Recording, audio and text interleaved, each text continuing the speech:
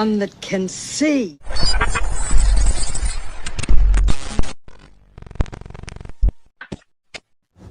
I want to share another video about 2025. This is Alice Bailey, one of the really big occultics. She followed the teachings of that Blavatsky lady. But I shared a video a while back where in her book, this was like, over 100 years ago, talking about the hierarchy. Their Messiah will return in 2025. But just listen to what a little bit of this Walter Veith guy has. He's a really, really smart guy. And, you know, before anybody says anything, I know he's a Seventh-day Adventist. He might be in the club. I don't know. And but just listen to what he's saying. All right? Yeah, like I said, disclaimer. I do not, support his doctrine, obviously. I'm not a Seventh-day Adventist. But he is a very smart guy, but I think you guys will like this. Well, directly. Now, Alice A. Bailey, 2025 hierarchy will manifest itself. Now, this is interesting. Now, Alice A. Bailey is basically the prophetess for the United Nations. Yes. She is... That's the truth. She's the prophetess for the United Nations. The one that followed Blavatsky. Yes. Now, when I was still involved in all of these things, I was pertinently told by one of the highest channels in the world that if you are a student of Blavatsky, then you have arrived. Yes. Now, this is a personal experience. And Alice A. Bailey, of course, Temple of Understanding and all of these things in the United Nations, they are schooled. The whole education system is schooled on Alice A. Bailey. Let's have a look at this quote. It comes from her book, The Externalization of the Hierarchy. But we must explain who the hierarchy is. Mm-hmm. The hierarchy are those spiritual Masters. Entities that run the world from behind the scenes. This is a reality in the thinking of the United Nations, right? Correct. Otherwise they wouldn't have it as an official organization affiliated to the United Nations. Yes. And this hierarchy, if you know your Bible, is of course a demonic hierarchy. These are demons communicating with humanity. Yes. This is what it is. Now, you can look at the publisher. It was written in 1957 and it's Lucis Trust, which originally was Lucifer Publishing Company. But the name was too much in the face, so they changed it to Lucis Trust. Same thing. She writes, "Thus a great and new movement is proceeding and a tremendously increased interplay and interaction is taking place." Interaction with whom? Yes. This will go on until, that's stunning, AD 2025. During the years intervening between now and then, very great changes will be... You know, I've heard a lot of people, especially over the last month, always quote Matthew 24, "No man knows the day nor hour." That's true. Obviously, we don't know the day and hour. But it does say we'll know the season. These occultists, these people, these principalities, they know about where God, Jesus does say 6,000 years. They know the year. Nobody knows the day nor hour, but they know the year. And in my opinion, believe what you want, I'm not a prophet. Obviously, I've never set a date. 2025 is the year. Now, whether 2025 ends, in January 1st, I don't believe it does. I believe that April Fool's Day will be the end of 2025.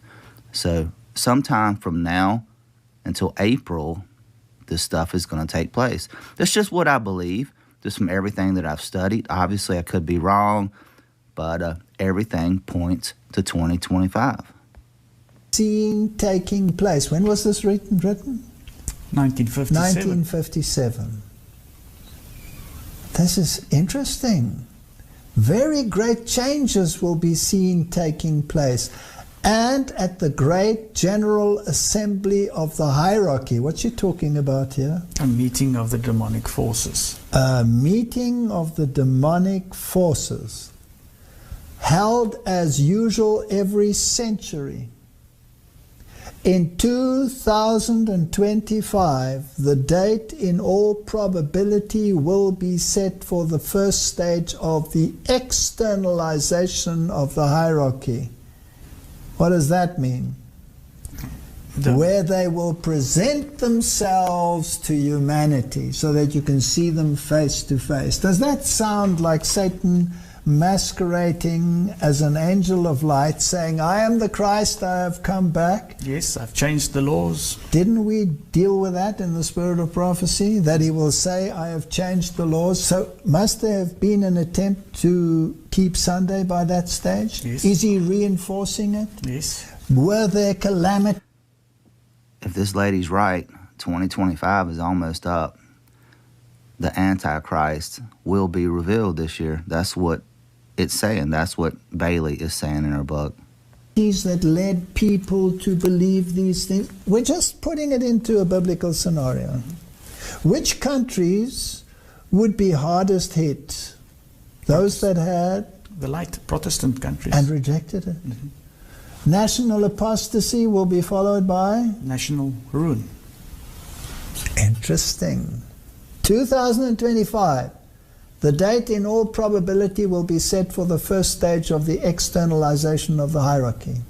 The present cycle from now until that date. Is she making that date prominent? Yes. What was the date in Deagle? 2025. What was the date in that movie clip? 2025. As you can see here, Deagle takes their information from a lot of government links and sources, including the U.S. Coast Guard, Department of Defense, the government, United States Air Force, Army, Marines, U.S. Navy, sources, U.S. DOD, Department of State, CIA, World Bank, and the European Union. Deagle lists pertinent facts for 209 countries, including gross domestic product in U.S. dollars, millions, military expenditures, the power purchase parity in U.S. dollars, as well as the U.S. dollar. And we have 209 countries ranked. What you're going to see here for the U.S. is going to blow your mind. As you can see, we got U.S. 2013 information, population 316 million. 33 inhabitants per square mile, a gross domestic product of $17 trillion, and a military budget of $726 billion. Let's go down to the forecast for 2025. What do we got? How did we get from 316 million in 2013 to a forecast of 69 million to a forecast of 69. Testing in its methods. Are we being tested right now as to how far we can be pushed? Yes, how far they can put the control on us. And intended to be revelatory in its techniques and results. You can see, therefore, that Chohans, masters, initiates, world disciples, disciples and aspirants affiliated with the hierarchy. Excuse me. According to this statement from Alice A. Bailey, an official part of the ruling powers of this world, are the people in the world involved in this issue and people in the governments talking to these entities? Yes. So there's communication between the demonic world. Could these demons be saying there's coming an intervention, we must prepare for it? Get your space wars ready. Mm-hmm. I mean, we're really talking conspiracies now, yeah. right? So I hope that all the sensitive people have tuned out at this Put on their stage. tinfoil hats. Yes. You can therefore see the Chohans, the masters, the initiates. So where would you find initiates? In secret societies. Aha! What do they call a person who leads, let's say, a Masonic lodge? A master. A grand master. A grand master, even a worshipful master. Not just the word worshipful master. All right. Yeah, he's flashing the 666 there. Okay. But like I said in the beginning, yeah, he's probably in the club. But this guy is smart. He's definitely, we've got some of the most hard-hitting truth from the initiates, which I don't know if he is or not. But he's done a lot of videos about hand signs and symbols, so you would think that he would know better. But like RFB says, at any rate. Jesus says, call no one master. And you shall worship the Lord thy God and him alone. And here this man is called worshipful master. Shouldn't that ring a bell in every mind out there that is associated with secret societies? Shouldn't they run for their lives? Shouldn't they flee from them, knowing that this is a demonic organization, if they even dare to use terminology like that? Yep. But they don't see it. Initiates, world disciples and aspirants affiliated with the hierarchy. Affiliated. That means Joined together with demonic forces. sitting at one table. Are all at this time passing through a cycle of great activity. She continues, today human beings as a whole are so loudly invocative that the entire trend of the life of the hierarchy and its plans to date have been subjected to change. I'm glad God interferes every now and then. Yes. To postponement as far as certain interior and purely hierarchical determinations are concerned, and to a hastening of certain plans which were slated, if I may use such a word, to take place several centuries later than this, but which, owing to the unexpected preparedness of humanity, can take place not prematurely really, but securely in the fullness of time. This is amazing. Of course, this is eyewash. Yeah. Satan knows the time frame exactly, but he's talking to his people as though, this is going to go on forever. But Satan knows his time is short. In the Bible where it says that he comes in with great wrath because he knows he hath but a short time. That in essence means that he knows how much time he has. So like I said, we can know the season. We don't know the day nor hour, but 2025. Because you are so beautifully brilliant. I've listened to many of these communications and the way he speaks, and in the New Age movement, the Maitreya, my dear ones, my super intelligent ones, my this, my that. It's incredibly irritating. Well, that terminology of fullness of time is also... That I was just going to comment on. I'm glad you know. Before he says anything, the fullness of time, the Apostle Paul said that we are in the dispensation of grace. Dispensations are the fullness of times. When the dispensation of grace is over, that's the end of the fullness of time of the age of grace. That's when the Antichrist will be revealed. That's what I believe she's talking about. Notice that too, the fullness of time. He knows the time frame. Mm-hmm. We've talked about time frames, and we certainly haven't made them long time frames. No. 2025 is well within those time frames. Now, we're not saying 2025. This is a demon saying 2025. Correct. So the fullness of time as regards the particular planning with which we are dealing is from now until the year 2025. That's pretty definitive. Yeah. A brief period of time indeed, in which to see the consummation of the larger purpose of the planetary logos. That's the word. That is Satan taking the place of Jesus Christ. Yes, it's terrible. Unbelievable. Working through the three major centers within his body of manifestation. That's his disciples. That's the governments of the world. Now there are rumors in the realms of, let's say, the king of Mana, the king of Mana, who rules all the nations and has this pot of gold that he sits on to finance the nations, that every single leader, so they say in these pages, that every single leader somehow has to sign a contract with this logos. That's very interesting. We're deep into conspiracy theories now, but we're not actually in conspiracy theories because we're quoting directly from the sources. Yes. And if someone doesn't want to believe these sources, that's their prerogative. Yeah. But the United Nations runs its schedule according to it. this.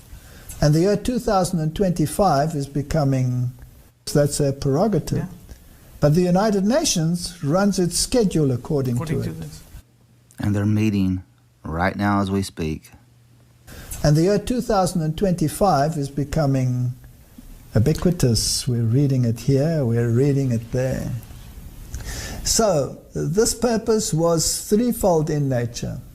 I've made this practical application and this immediate illustration of teaching anent glamour, illusion, and maya because the whole world problem has reached a crisis today, and because its clarification will be the outstanding theme of all progress. Now listen to this. Yeah. Educational. Will we be re-educated? One of the great signs before the end is that Satan must impersonate Christ before the coming of the Lord. Matthew 24 verse 5, for many shall come in my name saying I am Christ and shall deceive many, and 2 Corinthians 11:14, and no marvel, for Satan himself is transformed into an angel of light. A power working from beneath is working to bring about the last great scenes in the drama. Satan coming as Christ, and working with all deceivableness of unrighteousness in those who are binding themselves together in secret societies. When I read this and I hear all these people talk about conspiracy theories, we're not dealing with conspiracy theories. We are dealing with prophetic fulfillment.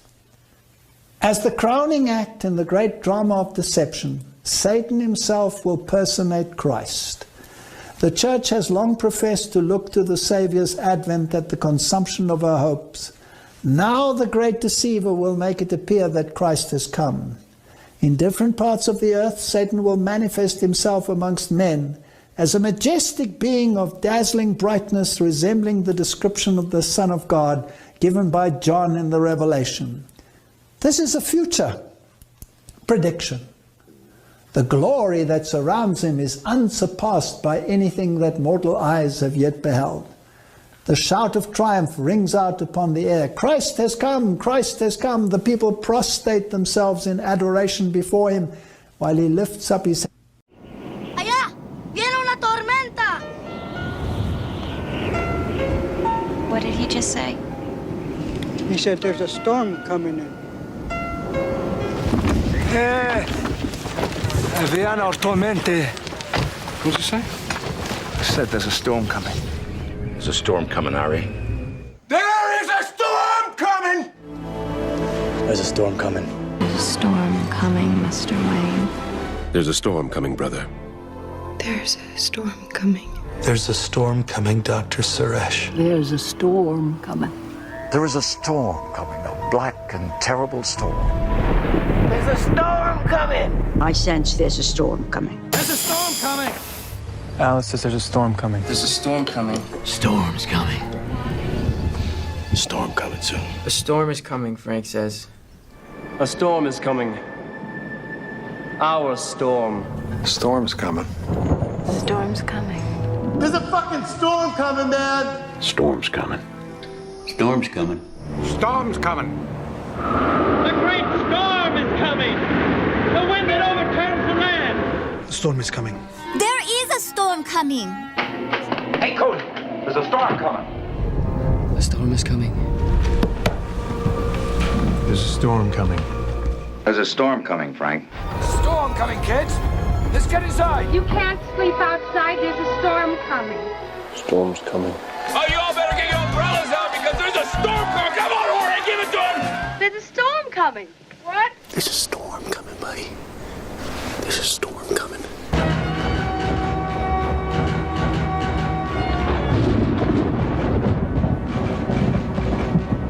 The new studio and the new programs that we're filming over there, our very first shows are dealing with this question, how the Jewish feasts are connected to the arrival of Apophis. Well, I happen to be doing programs last year in the old studio with Derek Gilbert. And while we were talking about Apophis and the wormwood prophecy, I made the case that if Apophis is the fulfillment of the wormwood prophecy, Revelation chapter 8, that would happen in the middle of the Great Tribulation period. And then I made this point. I said, so if you are, and most evangelical Christians, whether they know it or not, are dispensationalists who believe in a 7-year tribulation period, if that's what you believe, and if Apophis is wormwood, then with that being in the middle of the tribulation period, you would count backward 3.5 years to arrive at the beginning of what is called the 7-year Great Tribulation period. Well, while I was saying that, Derek and Sharon, who were interviewing me, Derek is sitting across and he's got his iPad or whatever it is he's using, his MacBook, and he had opened a Jewish calendar, a Hebrew calendar, on his device. And he went 3.5 years earlier, and he literally turned pale. Because 3.5 years earlier, before the impact of Apophis, to the day is the middle of the Feast of Tabernacles. Now, we probably don't have enough time for me to explain all the ways in which end times prophecy experts connect the Feast of Tabernacles and the Feast of Trumpets with the beginning of the 7-year tribulation period and the second coming of Jesus Christ. But just suffice to say this.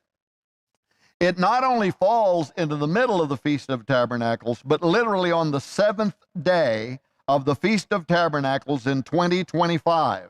So just 5 years from now.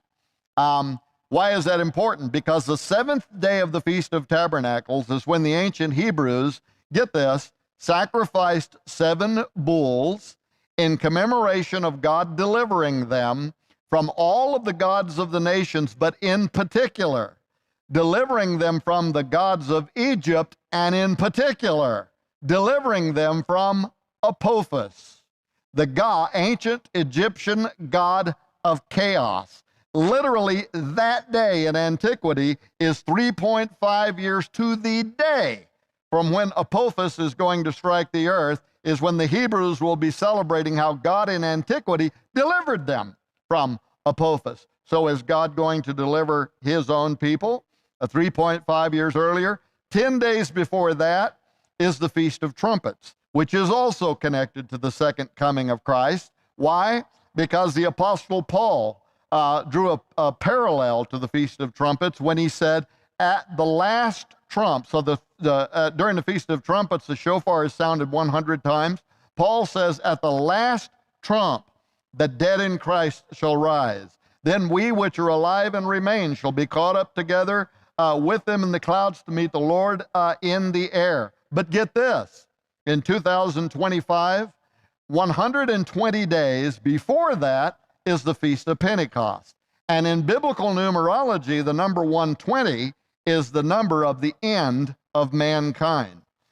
God said in Genesis, my spirit will not always strive with man, for his years will be 120. And that set the pattern for that to be the representation of the end of mankind. Of course, Moses was also a parody of that, in that he died at 120 years of age. So all of these highly important Jewish feasts that are connected to the second coming of Christ are absolutely connected 3.5 years earlier to from the impact of Apophis, which I believe is the fulfillment of the wormwood prophecy of Revelation chapter 8. One more final thing, because we totally are not going to have time to talk about this. The ancient Essenes, the inhabitants of Qumran. You know, lots of people, they know the Essenes from the Dead Sea Scrolls that were discovered there in the 1940s. What they don't know, and by the way, this has only been unearthed in the last 50 years. Archaeologists have also recovered prophecies that the Essenes made, and even material that illustrates who the Essenes were. 150 years before the birth of Jesus Christ, the Essenes began prophesying about the first advent of the coming of the Messiah. They said that he would come at a time when a king named Herod would be a king and he would turn evil. They said he would die in the year 32 AD, which is what scholars believe exactly happened.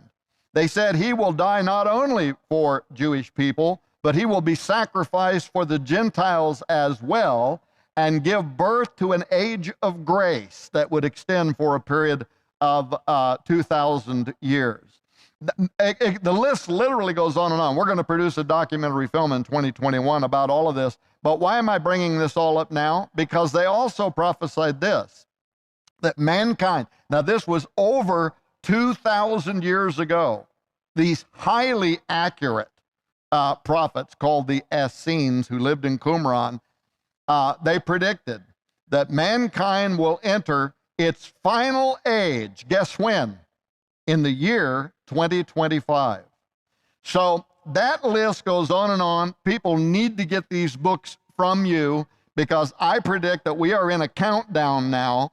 And in fact, we're going to produce a book about that too that we'll have out in 2021 sometime. And I won't give you the title to it because somebody else would steal the title then and throw out a cheap version of the book just by listening to what I'm talking about. So right now it's top secret information, but there are a massive amount of indicators that 2025 is a pivotal year that the world needs to be paying attention to. Oh, the plot thickens. We got lots of information coming in. All right. Lots of people figuring this out. We're on the Gregorian calendar today, guys. And look at this. The Gregorian calendar was first put into use in 1582 when Pope Gregory instituted it. Okay. Wait a second. I was even talking about the Julian calendar. I didn't put this together, and somebody put... Well, lots of people are putting this together. Here, check this out. Now, this is crazy. Yes, the Julian calendar was in use when Jesus was alive. Julius Caesar introduced the Julian calendar, and guess when? Look at that number. Look at that number.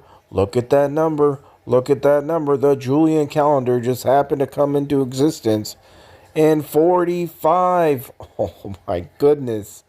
45 BC.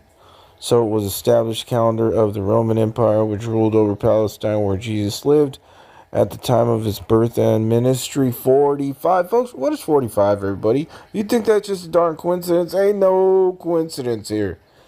45 is what? The square root of 2025. Oh my goodness. Which means 45 times 45 is 2025. And even 20 plus 25 is 45. Oh my goodness, and even 4 and 5 on a clock are 20 minutes and 25 minutes, 2025.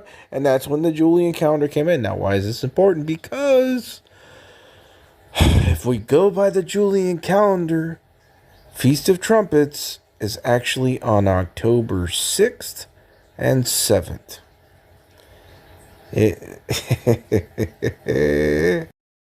A lot of us thought that the Feast of Trumpets is on the new moon as well. But wait a second. Look at what the Bible says. Psalm 81 verse 3. Blow the trumpet at the new moon, at the full moon, on our feast day. You're not going to find this in the King James either. You know, I love my King James, but I'm going to tell you what, there is some weakness in the way that it's written in a few places so far that I found. But there's probably more. This version of the Bible is the English Standard Version. Now let's move to the New King James. New King James says, blow the trumpet at the time of the new moon, comma, at the full moon on our solemn feast day. Now that was talking about the Feast of Trumpets, full moon. Now watch this. The full moon in October coming up, 2025, is the full harvest moon. Would you look at that? Harvest moon. Get it? Appearing on Monday, October 6th at 11:47 p.m. Eastern Time. It's also known as the first of 3 consecutive supermoons in 2025. And remember, these are not Israel's days. God entrusted them to Israel, but the Feast of Trumpets was the day that Adam was created, which was the 6th day of creation. And when was the Julian calendar put in time? 45 BC. What does Adam's name equal in Hebrew? 45. Oh, yes, folks. Oh, yes. So, it could still be the Feast of Trumpets. Would you look at that? Would you look at that? Just look at that. Would you look at that? Look at that. Just look at that. Would you look at that? So, what exactly this means is that September 24th and 23rd on the Julian calendar is October 6th and 7th on the Gregorian calendar that we're on today. So, on the Julian calendar, it could still be September 23rd and 24th. I'll tell you this, I will be watching.